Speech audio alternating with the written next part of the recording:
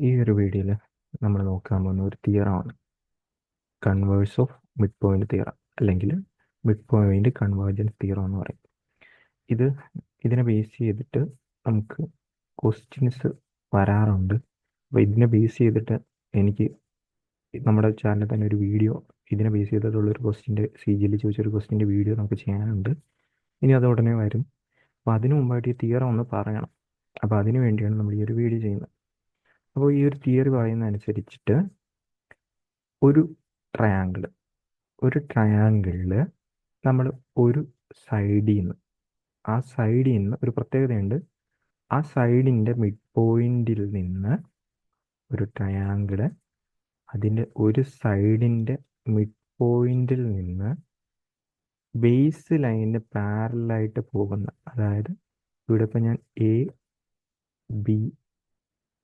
എന്ന് പറഞ്ഞെടുത്തു, ഇത് D എന്ന് പറഞ്ഞെടുത്തു കഴിഞ്ഞാൽ ഈ ഡി എന്ന് പറയുന്നത് ABയുടെ മിഡ് പോയിന്റ് ആണ്.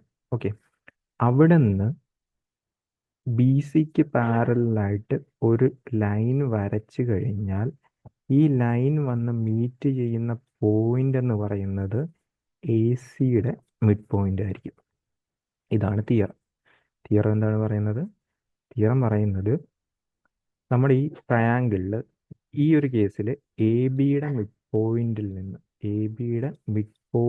നിന്ന് അവിടെ ബേസിന് പാരൽ, അതായത് BCക്ക് പാരലായിട്ട്, ഈ ഒരു ഫിഗറിനകത്ത് BCക്ക് പാരലായിട്ട് ഒരു ലൈൻ വരച്ചു കഴിഞ്ഞാൽ അത് ഓപ്പോസിറ്റുള്ള സൈഡിൻ്റെ, അതായത് ACനെ ബൈസെക്റ്റ് ചെയ്യും.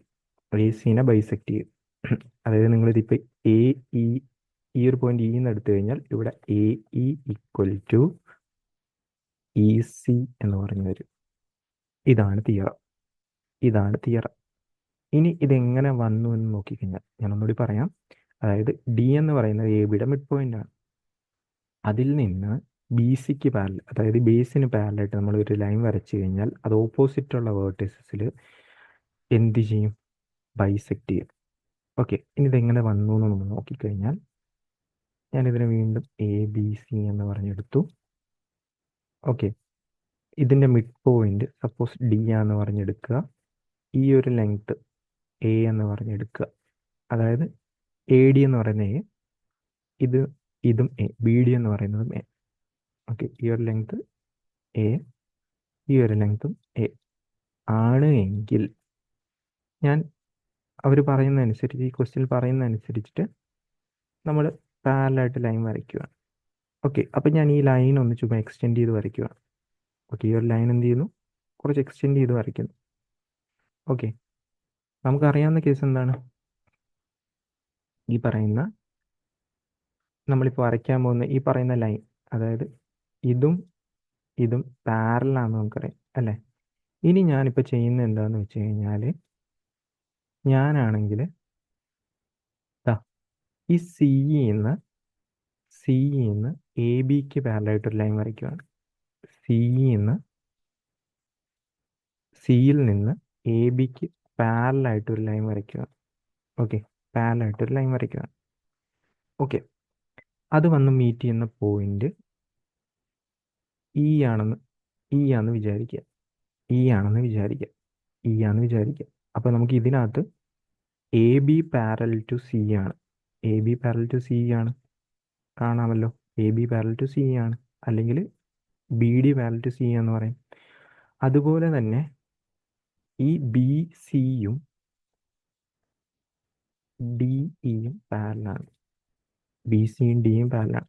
ഓക്കെ, അപ്പോൾ നിങ്ങളിവിടെ നോക്കിക്കഴിഞ്ഞാൽ ഈ ലൈനും പാരലാണ്. അതുപോലെ തന്നെ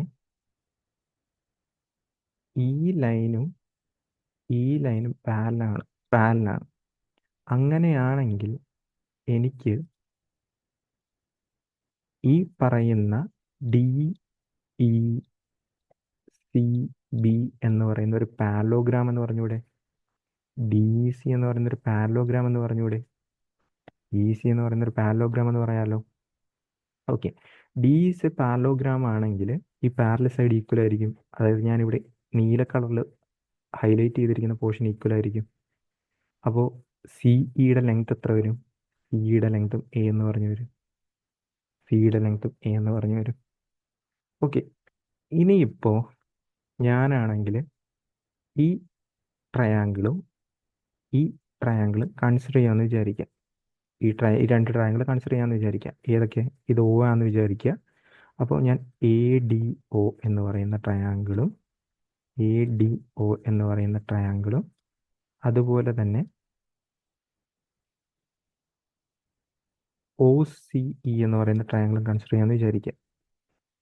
ഇതിൽ ഈ സൈഡ് ഈക്വലായി കണ്ടല്ലോ.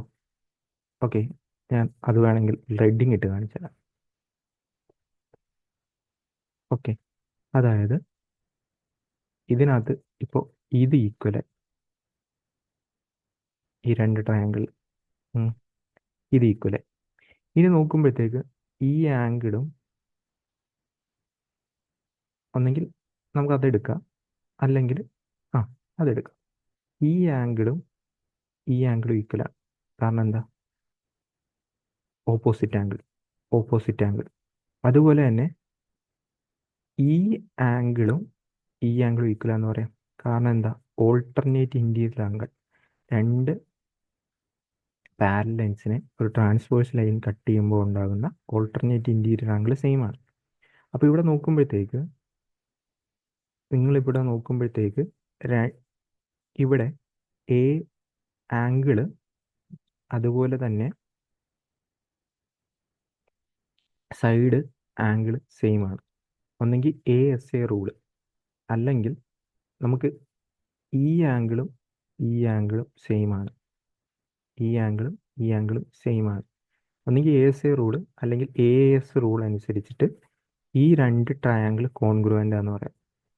ഓക്കെ, ഒന്നെങ്കിൽ എ എസ് എ രണ്ട് ആംഗിളും സൈഡും അതിൻ്റെ ഇൻബിറ്റ്വീനുള്ള സൈഡ്, രണ്ട് ആംഗിളും ഇൻബിറ്റ്വീനുള്ള സൈഡും, അല്ലെങ്കിൽ രണ്ട് ആംഗിളും ഓപ്പോസിറ്റുള്ള ഈ സൈഡിലുള്ള സൈഡും ഈക്വൽ ആകുമ്പോൾ കോൺഗ്രുവൻ്റ് ആണെന്ന് പറയാം. അപ്പോൾ ഈ രണ്ട് ട്രയാങ്കിൾ നമുക്ക് എന്ത് ചെയ്യാം? കോൺഗ്രുവൻ്റ് ആണെന്ന് പറയാം. അങ്ങനെയാണെങ്കിൽ നമുക്ക് എന്ത് പറയാം? ഈ രണ്ട് ട്രയാങ്കിളിലും ഇപ്പോൾ ഈ ആംഗിളും അല്ലേ ഈക്വൽ ഉള്ളത്, ഇതിൻ്റെ ഓപ്പോസിറ്റ് വരുന്ന സൈഡുകൾ ഈക്വലാന്ന് പറയാം. അതായത് എ ഒയും ഒ സിയും ഈക്വലാന്ന് പറയാം. ഓക്കെ, അപ്പോൾ ഇതിൽ നിന്ന് നമ്മൾ എന്ത് ചെയ്തു? പ്രൂവ് ചെയ്തു ഈ പറയുന്ന ഒ എന്ന് പറയുന്ന മിഡ് പോയിന്റ് ആണ്. ഇതിൻ്റെ പ്രൂഫാണ്. പ്രൂഫിൻ്റെ ആവശ്യമില്ല, ഞാൻ തിയറി ഒന്നുകൂടി പറയാം. ഒരു ട്രയാങ്കിളിൽ ഒരു വേർട്ടീസിൻ്റെ മിഡ് പോയിന്റിൽ നിന്ന് ഓപ്പോസിറ്റുള്ള സൈഡിലോട്ട് ഈ പറയുന്ന ബേസിന് പാരലായിട്ട് ഒരു ലൈൻ വരയ്ക്കുകയാണെങ്കിൽ അതിപ്പുറത്തെ മിഡ് പോയിന്റിൽ അല്ലെങ്കിൽ ഈ ഒരു സൈഡിനെ അത് ബൈസെക്റ്റ് ചെയ്യും. ഇതാണ് ഇതിൻ്റെ തിയറി ആയിട്ട് വരുന്നത്.